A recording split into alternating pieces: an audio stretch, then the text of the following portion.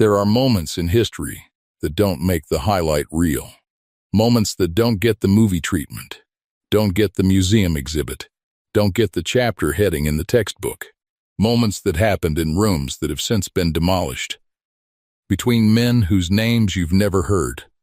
Witnessed by people who carried what they saw to their graves without ever finding the right words to describe it to anyone.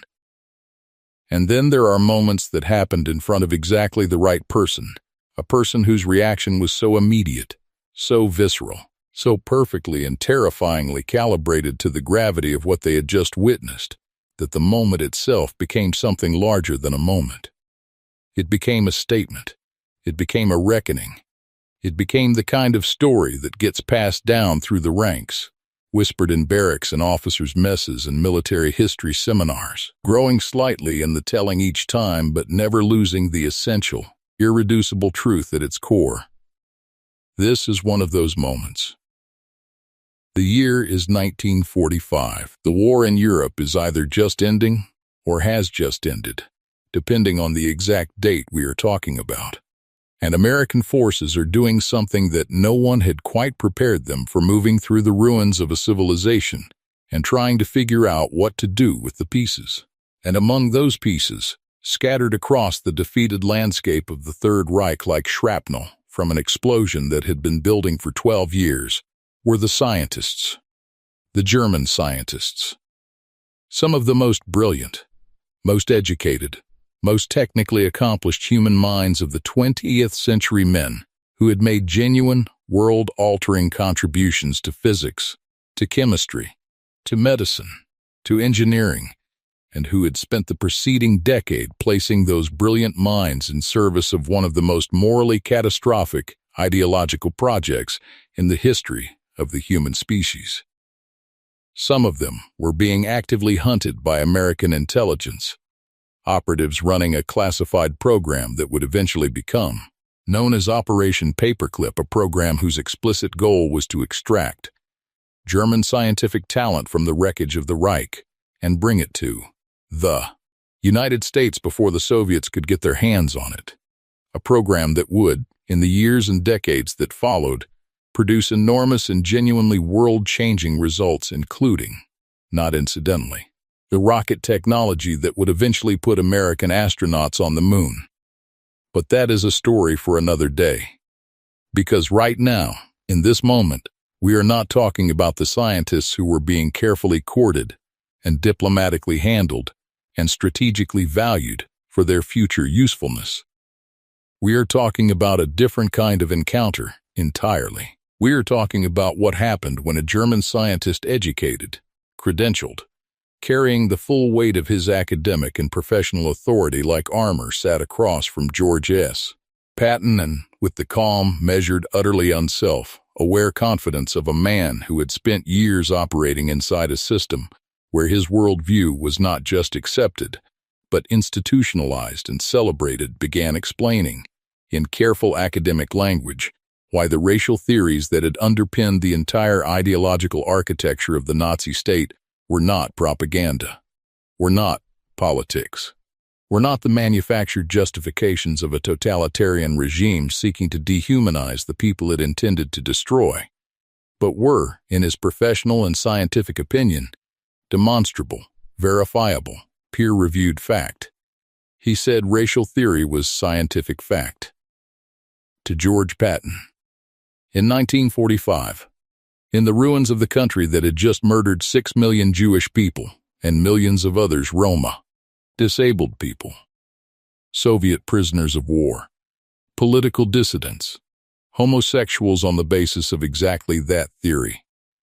And what Patton did in response to that, what he said, what he did physically in that room, and what he set in motion in the hours and days that followed, is a story that cuts right to the bone of who George Patton actually was beneath the legend, beneath the theater, beneath the pearl-handled revolvers and the carefully constructed image of the warrior poet who quoted scripture and Shakespeare with equal facility.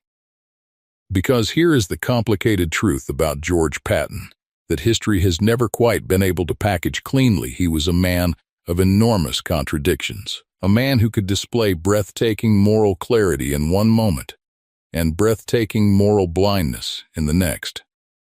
A man whose response to that German scientist's claims about racial theory revealed something about his character that was simultaneously admirable and, in its own way, deeply revealing about the particular limitations of even the best men of his generation. And tonight we are going to sit with all of that complexity. We are not going to give you the simple version.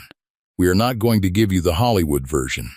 We are going to give you the true version, the one with all the edges still on it, all the shadows still in it, all the humanity and the failure, and the extraordinary, imperfect, irreplaceable humanity of a man who was, in the end, exactly as complicated as the world he fought to save.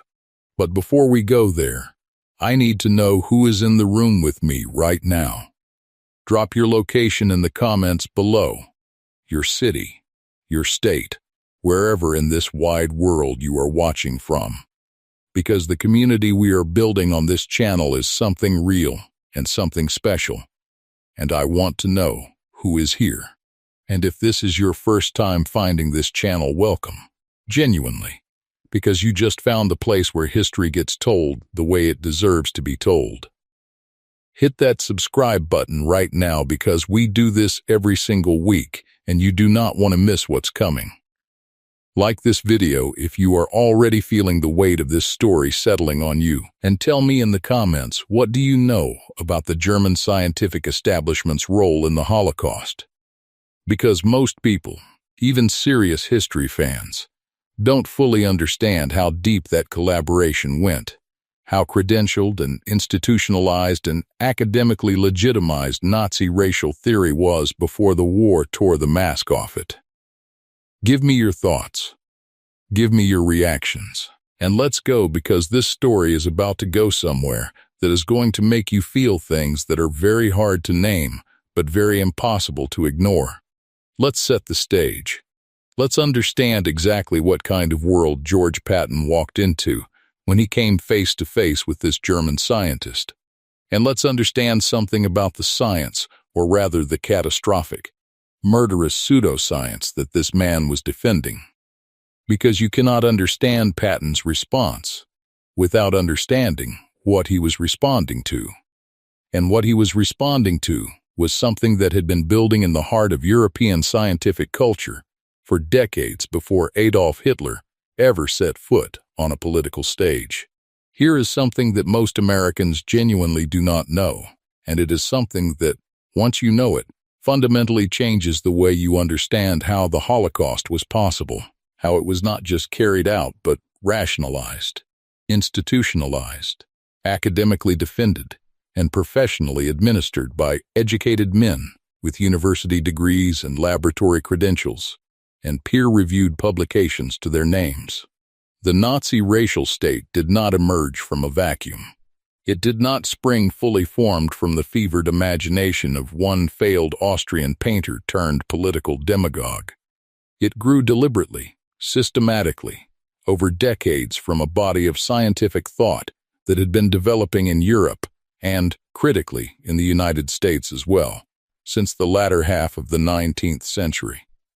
It grew from eugenics, and if that word makes you uncomfortable, good. It should.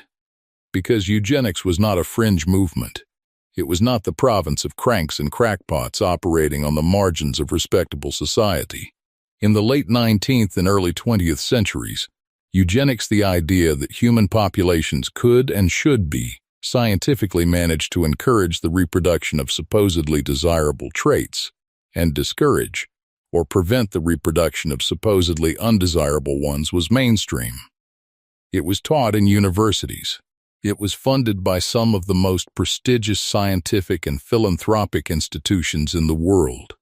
It was championed by men whose names still grace buildings and endowments at elite American universities, men like Charles Davenport, who ran the eugenics record office at Cold Spring Harbor in New York, with funding from the Carnegie Institution and the Harriman Railroad fortune.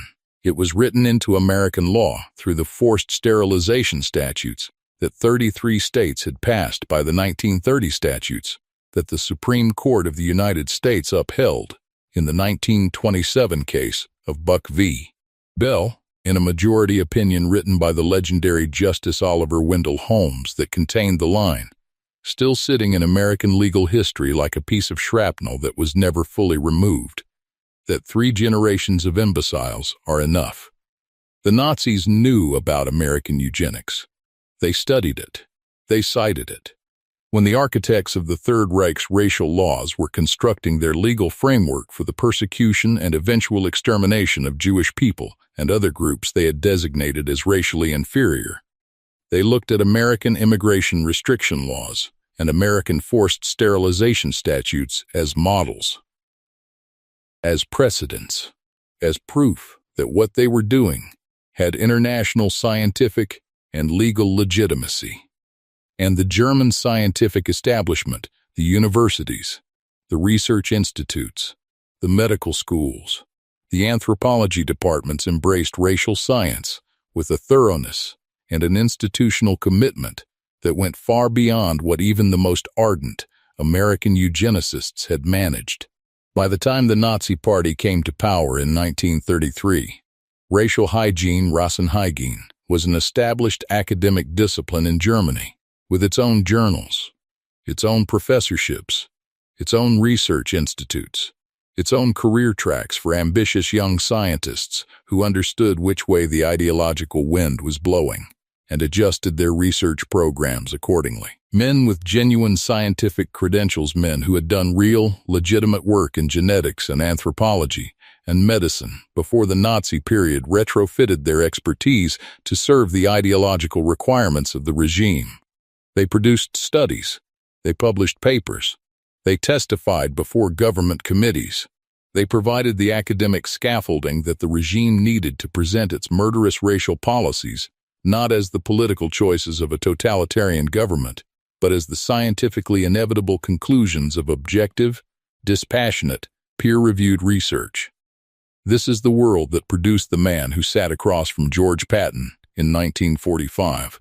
We will call him the Doctor, because his precise identity varies across the historical accounts that reference this type of encounter, and because in a very real sense his individual identity matters less than what he represented, which was an entire class of educated, credentialed German professionals who had spent the Nazi period placing their expertise in service of catastrophe and who, in 1945, were attempting to navigate the aftermath of that catastrophe with their reputations, their careers, and their fundamental worldview as intact as possible. The Doctor was not a monster in the way that the word monster is commonly understood. He was not a camp guard, not a member of the Einsatzgruppen death squads that had followed the German army into the Soviet Union and murdered somewhere between 1.5 and 2 million Jewish people in mass shootings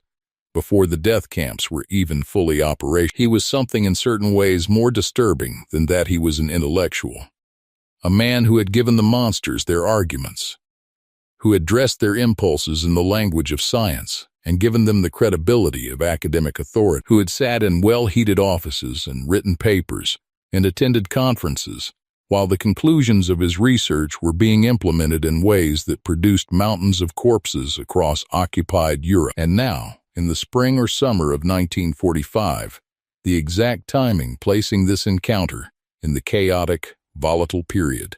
Immediately following Germany's surrender, he found himself in a room with American military officers as part of the process by which the occupying forces were attempting to assess, categorize, and make decisions about the enormous population of German professionals whose expertise might be useful, whose crimes might be prosecutable, or whose continued freedom might be contingent on which category they fell into. Patton was there not as an interrogator in the formal sense, but in the way that Patton was always present in any room he occupied, which is to say completely, overwhelmingly, with the kind of gravitational force that reorganized the dynamics of any space he entered.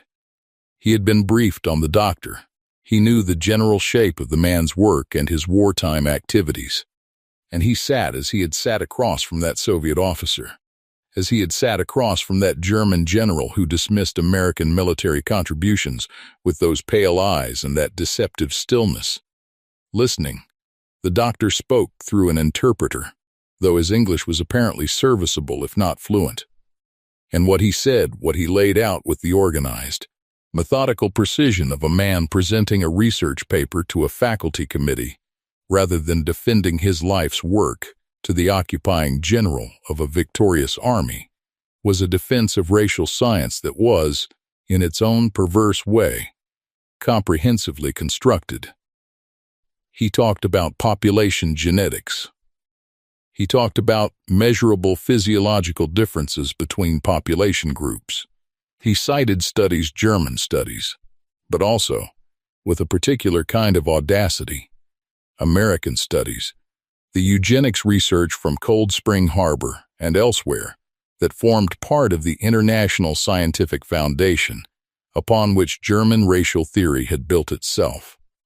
He talked about the work as though it existed in a clean, neutral, purely academic space, entirely separate from what had been done with it as, though the gas chambers and the mass graves and the medical experiments conducted on living human beings in concentration camps were some regrettable policy implementation failure that had nothing whatsoever to do with the theoretical framework he had spent his career constructing and defending. And then he said it, the line that made the room go still, the line that crystallized everything, the arrogance, the self-deception, the breathtaking moral vacancy of a man who had watched his ideas become instruments of genocide and had somehow arrived at 1945 still fundamentally convinced that the ideas themselves were sound. He said that regardless of how the political application of the research had proceeded, the underlying racial science was, in his professional judgment, scientific fact, not theory, not hypothesis, not a framework requiring further investigation and potential revision in light of the catastrophic real-world consequences of its application. Fact. He used that word. In that room, in front of George Patton, and the silence that followed was the kind of silence that has a texture to it, thick, charged, almost physically heavy. The kind of silence that presses against your eardrums and makes the air feel different. Every American officer in that room held absolutely still, because every man present understood, in that instant, that something had just been said that could not be unsaid, that a line had just been crossed that could not be uncrossed. And every man present was looking again, with that almost involuntary magnetic pull at George Patton, who had gone very, very still. But this time there was no smile. This time what was on Patton's face was something different from what he had shown the Soviet officer. Something different from what he had shown the German general who dismissed American military contributions. This was not the controlled fury of a man calibrating his response for maximum effect. This was something rawer than that. Something that, in the accounts of men who were present, and who later described what they witnessed, is consistently described with words like disgust, and something that looked almost like grief. Because Patton had been through the camps, he had seen them personally. He had walked through Ohrdruf, one of the first Nazi concentration camps to be liberated by American forces, a subcamp of Buchenwald in early April 1945, and what he had seen there had affected him in ways that even he, a man who had spent decades training himself to process the worst that warfare could produce, had struggled to contain. He had wept at Ohrdruf. George Patton, the man who slapped shell-shocked soldiers, the man who prayed for killing weather, the man who had cultivated an image of absolute, impenetrable martial toughness over an entire lifetime, had stood in that camp and wept. He had forced the German civilian population of the nearby town to walk through Ohrdruf and see what had been done in their name, in their country. while they claimed not to have known. He had written in his diary afterward, in that raw, unguarded voice that makes his diary one of the most remarkable documents of the war, about what he had seen in terms that stripped away every layer of military professional distance and revealed a man who was genuinely, deeply, personally shattered by the encounter. And now, this man, this credentialed, unrepentant, academically armored German scientist was sitting across from him and telling him that the ideas that had produced Ohrdruf were scientific fact. The stillness lasted perhaps 5 seconds, perhaps 10, and then Patton moved. And what happened next, what Patton said, what he did, and the stunning chain of consequences that followed in the hours and days after this encounter, is the part of this story that history has barely whispered about. And we are going to tell it in full. Stay with me. Patton stood up. That was the first thing.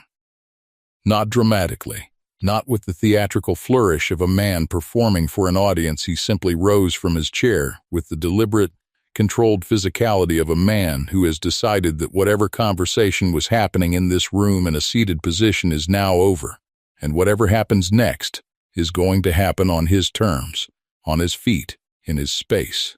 He was not a small man, 6 feet tall, broad-shouldered, with the kind of physical presence that filled a room even when he was being quiet, which, at this particular moment, he still was.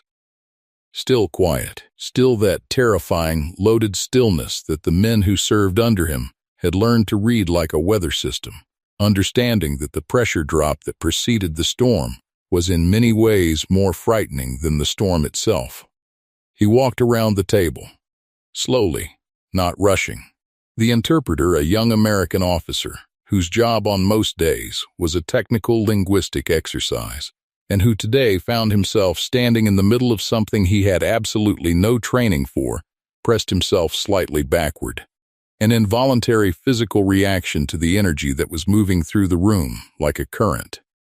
The doctor tracked Patton's movement with his eyes, but did not flinch, did not shrink.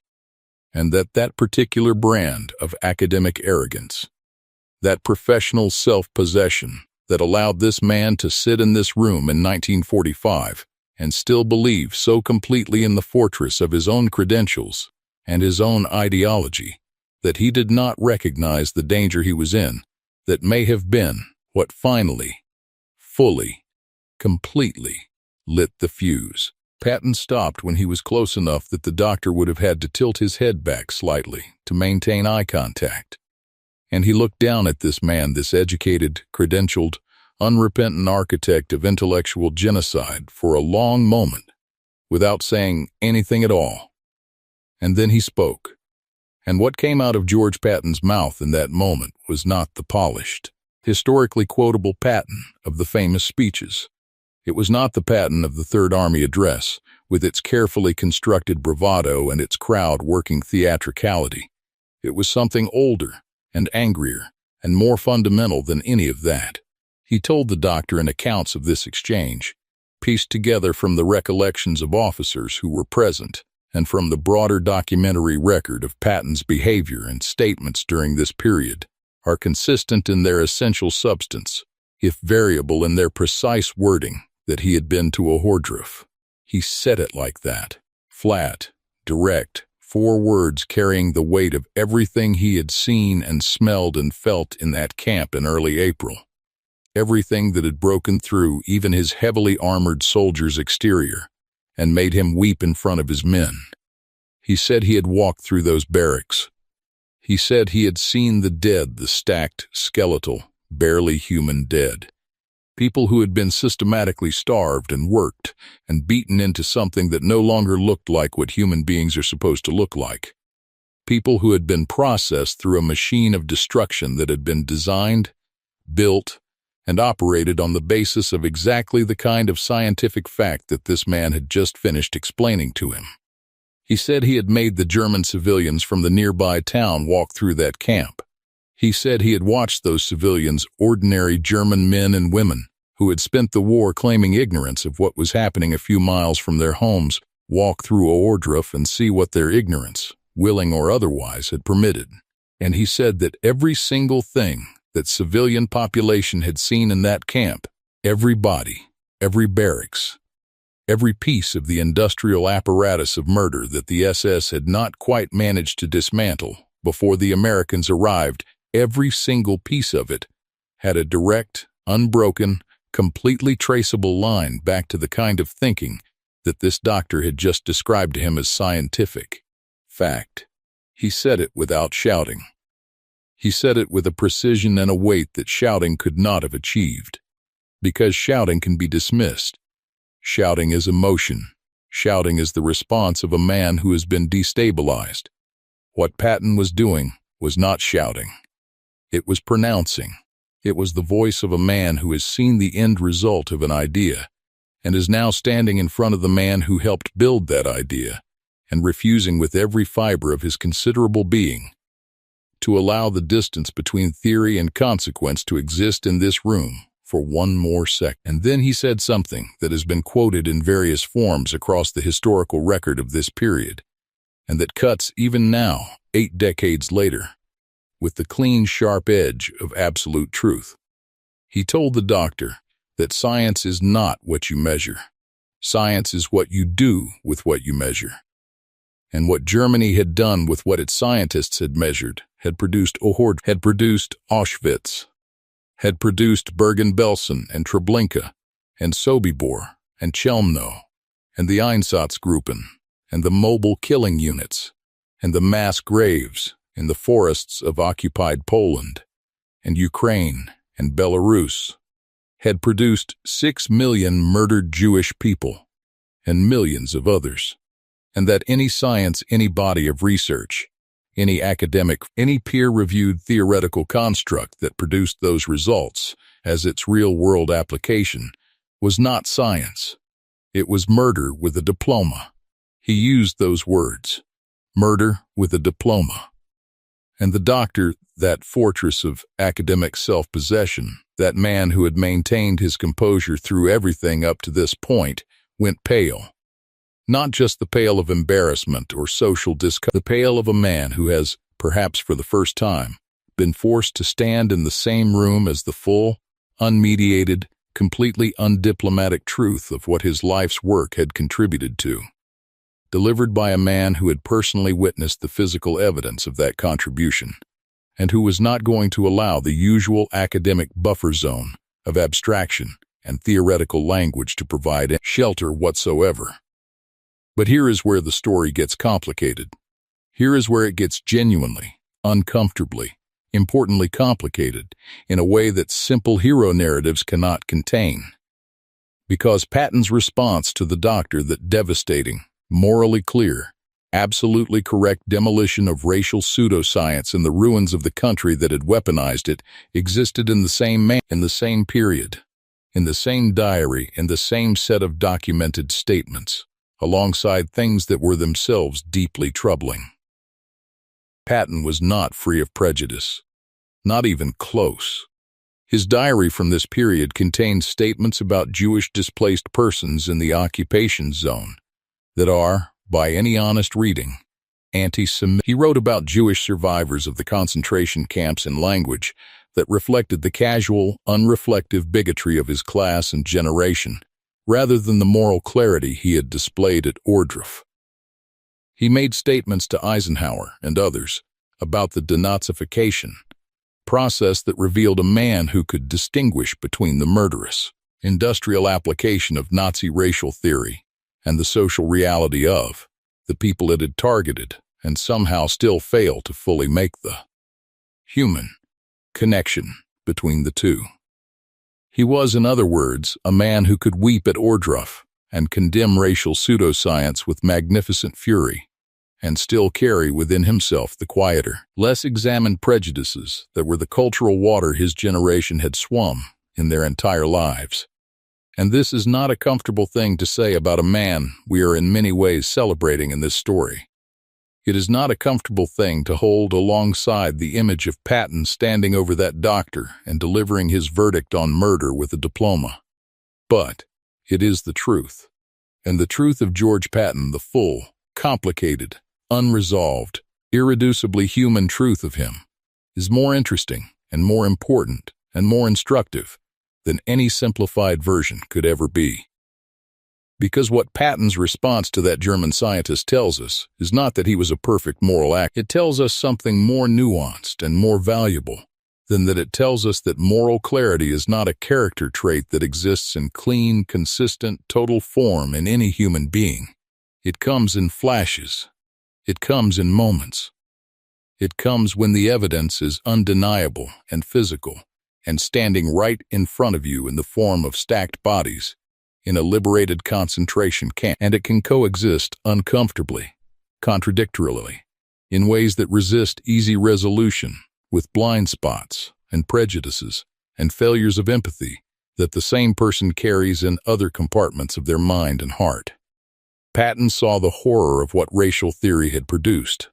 He said so, loudly and devastatingly and correctly, in front of that German scientist.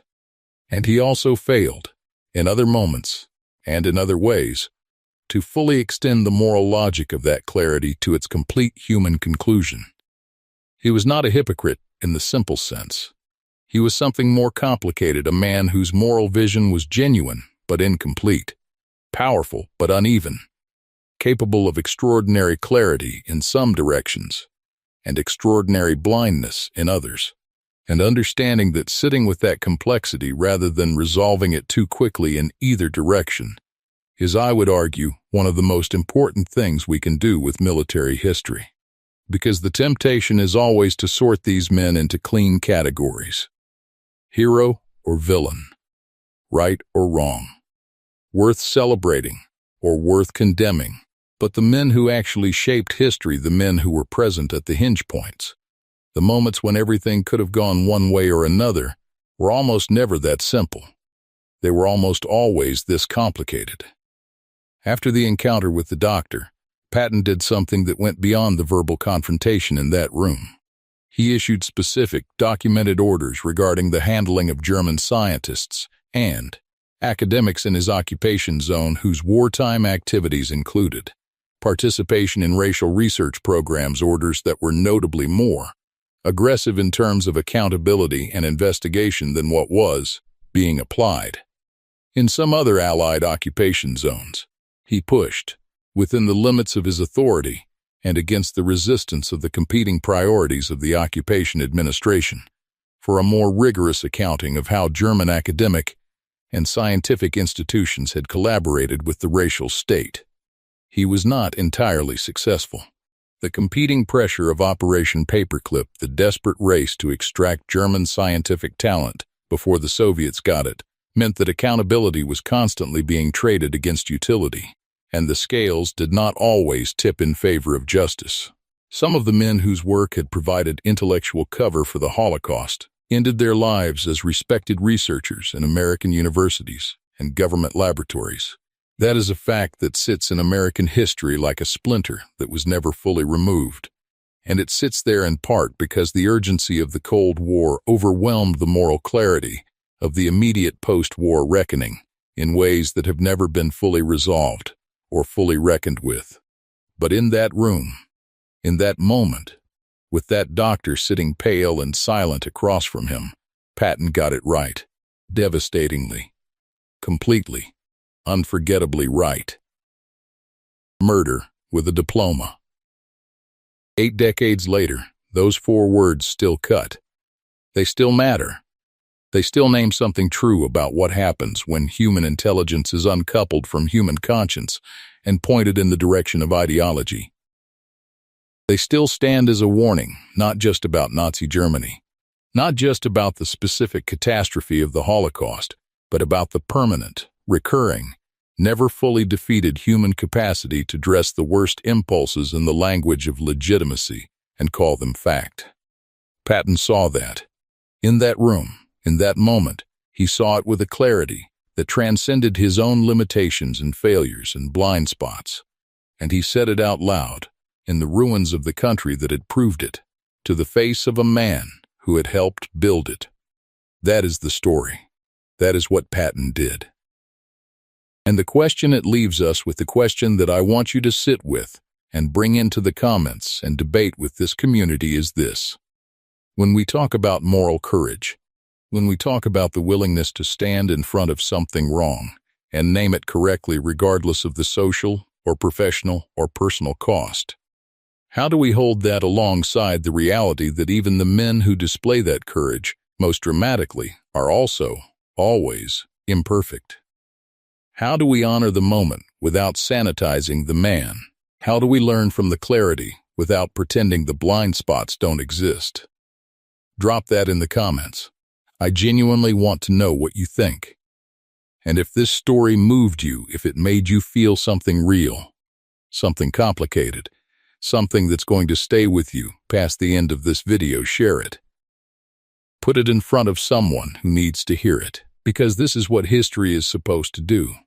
Not comfort us, not confirm what we already believe, but challenge us, complicate us, make us better at sitting with truth in all its difficult, unresolved, irreducibly human complexity.